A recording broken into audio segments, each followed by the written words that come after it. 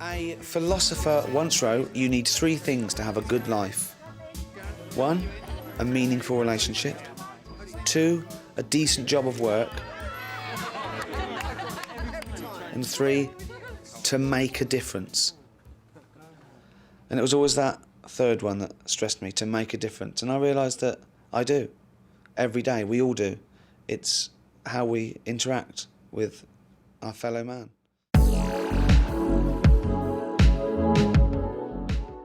Whenever I watch The Paper, a phrase comes to mind. All good things come to an end. And sometimes you just have to let things end. The Office was a great show. And on paper, The Paper is its sequel. But it's just not its spiritual successor because it just doesn't understand what it's supposed to be. And in this video, I'm going to break down what it needs to be and what it failed to be.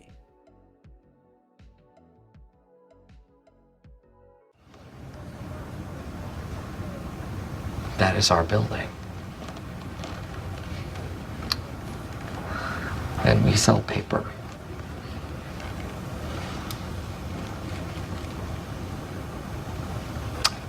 I'm really proud of you.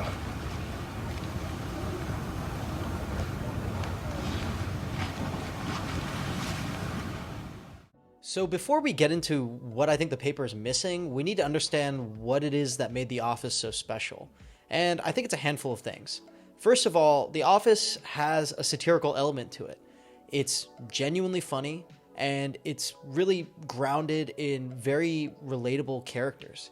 If you look at The Office's characters, so many of them feel relatively normal when you start the show. And the show really does a great job of satirizing, the pointlessness of corporate life and kind of the meaninglessness of it. And it's all elevated by the absurdity that is Michael Scott. He's the one crazy part of The Office. And then you rope in Jim and Pam's very relatable love story, and you get a very solid mix for what made the show so special. You have a very grounded satire that really gets at the pointlessness of corporate life and then kind of elevates that and reminds us that the things that make our lives worth living are the little relationships that we have with each other and a great love story. And that's really the spirit of The Office.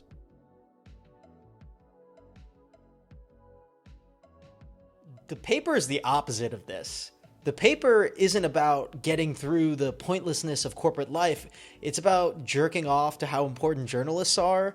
It's not about your job being meaningless. It's about your job actually being super important. It's not about droning your way through a failing industry, the paper industry.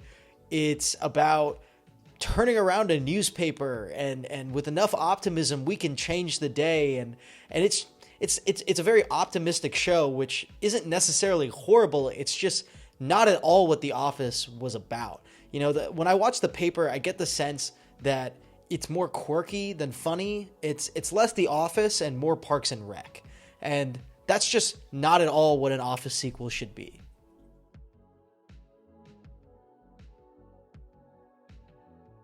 One thing that gets under my skin when it comes to The Paper is that it just totally doesn't acknowledge the moment. I mentioned that The Office had a big satirical element, and while The Paper chooses to not satirize anything, it also chooses to not live in the present day in so many ways.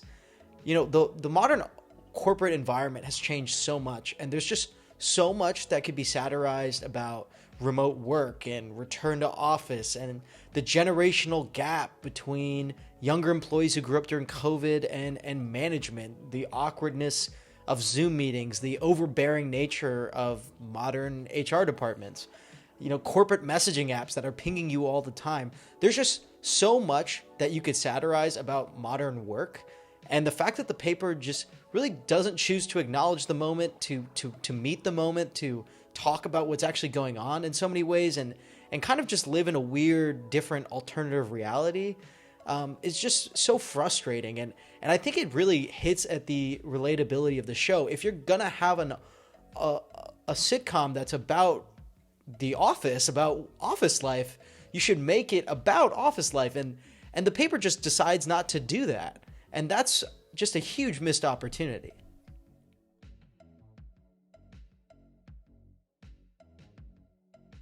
There's a saying in audio editing, which is that when every dial is turned up to 10, they're all turned up to 0.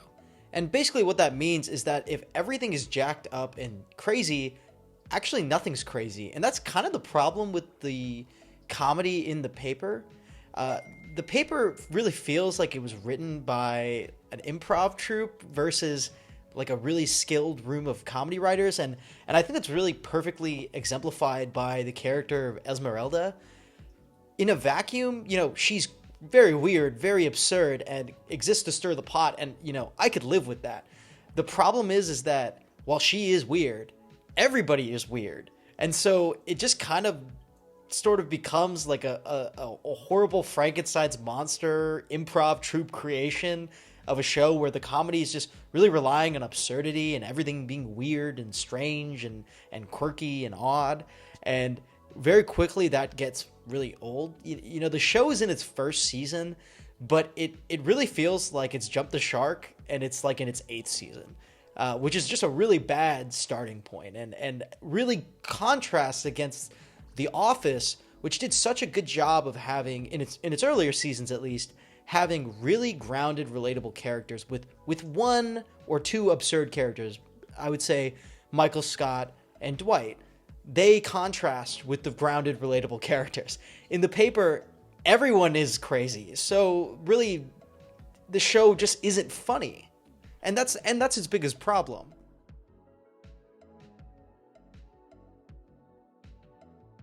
Another issue with the show is that it has what I would say are two key plot lines that it's trying to deliver on. The first being Ned and Mare's romance, and the second being turning around the newspaper. And it really lacks the patience to deliver a satisfying conclusion to either of these things. And I'll start with Ned and Mare's romance. When you kind of take a look at it, it's very boring. And I had to think to myself, well, why is it boring? And it's because, well, there's nothing for them to overcome. It's two people who really should be together, who like each other, who have a minor misunderstanding about sexual orientation, who then end up together. It's like an incredibly straight line. It doesn't deliver on any drama or story or like meaning. And so it's very boring. And I understand that the writers didn't want to copy the Jim, Pam, Roy love triangle, which I can respect, but they replaced it with nothing. And worse yet, they had the main characters, Ned and Mare, get together at the end of the first season. So there's no build-up or drama. When you think about Jim and Pam, it took time. Now, there was also something to overcome. There was plot, so there was room for drama. There was plot to facilitate drama, which this show doesn't have. But at a minimum, you really shouldn't give it away at the end of the first season because you want to make more seasons. So that's the first issue. The second issue is that the show is about turning around a failing newspaper, and that the show also lacks the patience to do that as well. By the end of the first season, they're already winning awards. They're already making a social impact. And while I don't think the show should have ever been about that, if you're going to do that, you can't give it away at the end of the first season. I think about, Parks and Rec and how that at least strung out and stretched out through its show about, improving civic life. And how this show, The Paper, just decides to do that in the first season. And you just have to wonder, if you're going to do more seasons, where do you go? Because there was two plot lines and you compromised both of them by the end of the year.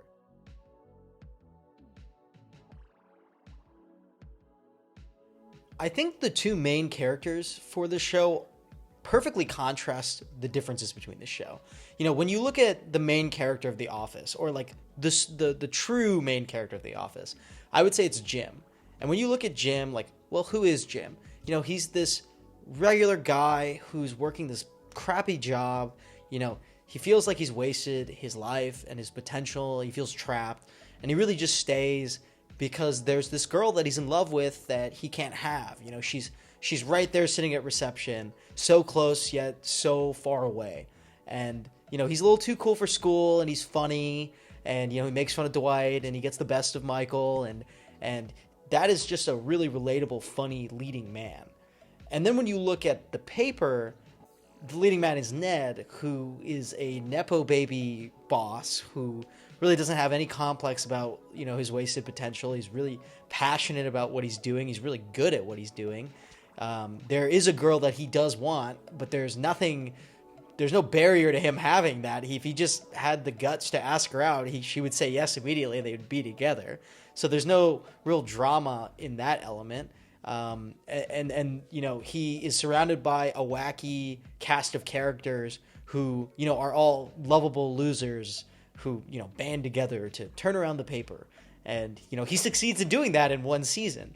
So that's just such a not relatable premise in any year, let alone 2025, that, it becomes really clear why the show just is kind of flat.